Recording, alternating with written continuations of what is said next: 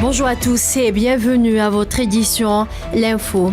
Le ministre algérien des Affaires étrangères Ahmed Attaf a souligné vendredi à New York l'importance de l'adoption d'une nouvelle approche de lutte contre le terrorisme en Afrique, rappelant le rôle de l'Algérie dans ce sens, d'autant que le président algérien Abdelmajid Tebboune assume la haute mission de coordinateur des efforts continentaux dans la lutte contre le terrorisme, l'extrémisme violent et la prévention de ces fléaux.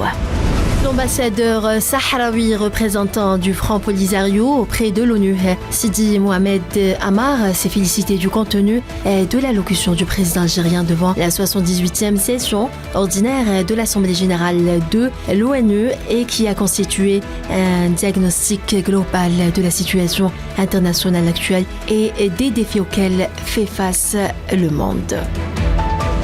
Les unités de l'armée populaire de libération sahraoui ont mené de nouvelles attaques contre les positions des forces d'occupation marocaines dans les secteurs de Smara, Ousserd et Mahbes, a indiqué le ministère sahraoui de la Défense.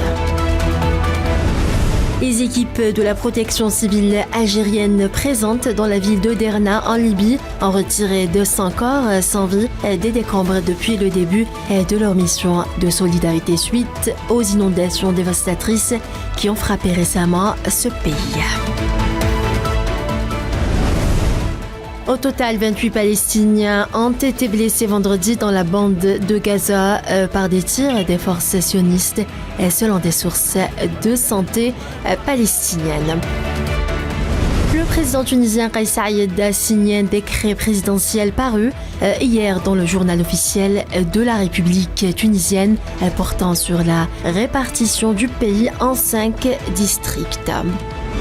La crise dans l'Est de la République démocratique du Congo dévaste la vie de 2 millions de personnes et met le système de santé au bord du gouffre, a alerté l'Organisation mondiale de la santé.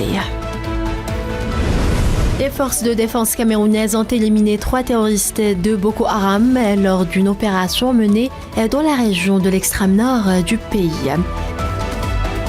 L'Union européenne a déclaré vendredi qu'elle renforcerait sa coopération avec la Somalie pour améliorer la sécurité dans ce pays. Berlin étudiera la mise en place 2 points de contrôle fixes frontaliers pour contenir l'immigration illégale qui transite par la Pologne et la République tchèque, a annoncé vendredi la ministre allemande de l'Intérieur. Voilà, c'est la fin de ce bulletin d'information. Merci à vous tous de l'avoir suivi et à demain.